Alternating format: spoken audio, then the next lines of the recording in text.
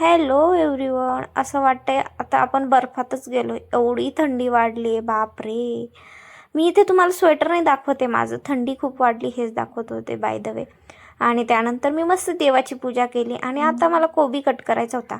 मी ना कोबी चाकूने कधीच कट करत नाही, मी असा धारदार ग्लास घेते आणि त्यानेच कोबी कट करते. खूप बारीक कोबी होतो बरं का त्यांनी कट केल्यावर. आत्ता मला वेळ नव्हता त्यामुळे मी शॉर्टकट मारला, पण तुम्ही त्यांनी करून बघा, खरंच खूप बारीक बारीक कोबी कट होतो.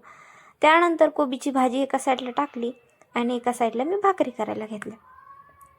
असं केल्याने काय होतं माहिती का, एका साईडला भाजी आणि एका साईडला भाकरी पण होतात आपल्या, आणि आपला स्वयंपाक लवकर उरकतो आणि आपण लवकर फ्री पण होतो. तुम्ही जर नसताल करत ना, म्हणजे तुम्ही भाकरी करून नंतर भाजी करणार असं तुम्ही करत असताल ना, तर प्लीज नक्की असं नका करत जाऊ. तुम्ही ना माझी ही ट्रिक वापरा. एका साईडला भाजी आधी टाकून द्यायची, नंतर दुसऱ्या साईडला चपाती किंवा तुम्ही भाकरी करणार असेल तर भाकरी थापून घ्यायची.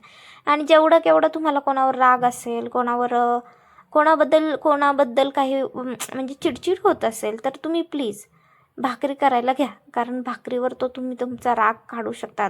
धपाधप थापायच्या भाकरी आणि सगळा राग जेवढा आहे तेवढा सगळा राग तुम्ही त्या भाकरीवर काढू शकता. मस्त भाकरी गोल गरगरीत होईल तुमची, तसा राग काढला तर. माझी ही ट्रिक खरंच तुम्ही यूज करा. मग म्हणता की खरंच बरोबर सांगितलं होतं म्हणून. खूप छान भाकरी माझी इथे तयार झालेली आहे. आता मी तिला भाजते मस्त. आता एका साईडने भाजली, आता एका साईडने मस्त गॅसवर टाकून द्यायची आणि ती आपोआप भाजते. भाजल्यावर काढून घ्यायची अलगद आणि ठेवून द्यायची. अरे आज मी भाकरीचा व्हिडिओ बनवणार होते, असं भाकरीला पण कळलं काय की फुगलीच नाही बिचारी. जाऊ दे, आता काय करणार. मस्त माझा स्वयंपाक पण झाला, किचन पण आवरून झाला आणि आता मी माझ्या बाळाला भरवते.